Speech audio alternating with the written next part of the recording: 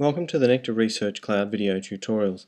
This tutorial will show you how to connect to your VM using a Mac and SSH. To start with, we can see that my new server that we created in the previous tutorial is up and running. If I click on Instances, we can see that it has an IP. I've actually created a new one, so it's got a different IP. That's okay. Now, in order to access it, as long as it's active and it's up and running, we should be able to access using a program called Terminal on the Mac. Windows will use a slightly different method. Now, if you remember from the previous tutorial, our key was downloaded to the Downloads folder. You may have it in a different location. I'm going to change directory to Downloads, and I'm going to do an expanded list of all of the keys that I have, which in my case is only one. Now, the part I want to show you is that these security permissions don't quite work as they stand, so I need to do a thing called Chmod. I'm going to use 600. Don't have to worry about what that number means, but if we just use it, that will provide a secure key that works. If I have a look at the list ls again, you can see it's changed slightly. So basically I've just restricted it. It's not quite as open, but it's still quite useful. Now I'm going to SSH.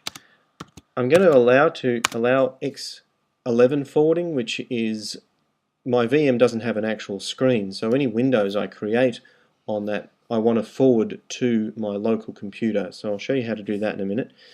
But I put in a -X in the command in order to make sure that's possible.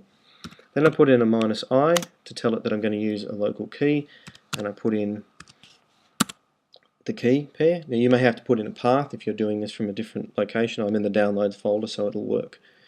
Now I have to tell it what user I'm going to use. Ubuntu. If you're using Ubuntu, the default user is Ubuntu. If you're using Scientific Linux or Fedora or something, you might have to use something like root or something else. And then I'll put in the IP that I'm connecting to, which in my case will be 115.146.92.141. Now, because it's the first time I'm connecting to this VM, I'm prompted to put this RSA key fingerprint into my known hosts.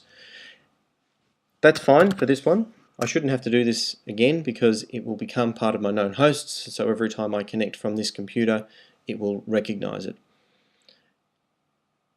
And now I'm connected to my virtual machine. Now, the first thing I want to do with my virtual machine is update the package repository, which is the list of all the packages that I have installed. So I'm going to type in sudo apt-get update. And this will go through the repository and make sure that everything has the latest information. We'll just zip through this quickly.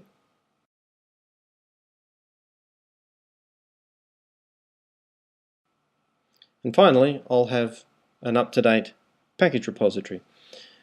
Now, I actually need to upgrade the packages based on the package repository, so I type in sudo apt-get upgrade.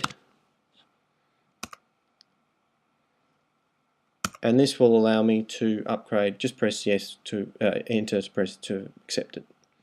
This will update all of the packages that I have installed, and this will take a little while, so we'll zip through this quickly.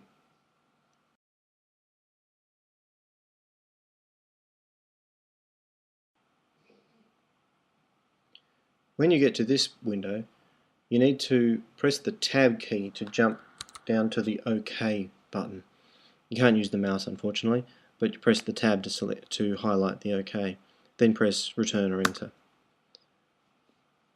And that will pretty much finish off the setup for your upgrade. Basically, this is a process that you must do at the very first time you connect to your VM.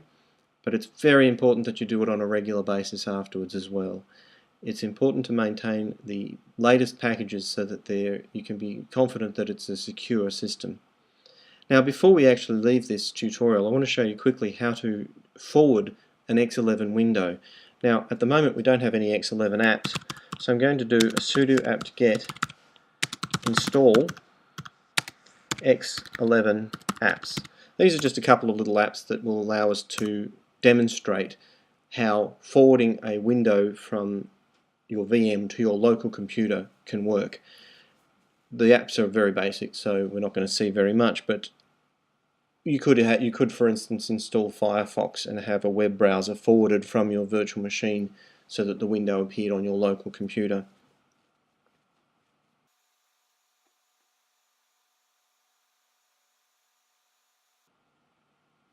Now, if you remember when we did our initial SSH from our local computer, we put in that -X. Well, that was so that we would allow our SSH session to permit these windows to be forwarded, these X11 windows.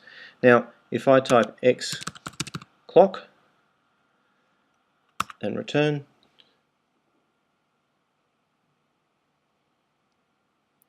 we now have the clock being forwarded to my local computer. And I can close it here and it will end the session on my VM. So that's it. That's how you SSH to your computer using your VM using a Mac, and how you forward Windows on to your local computer. Okay, thanks.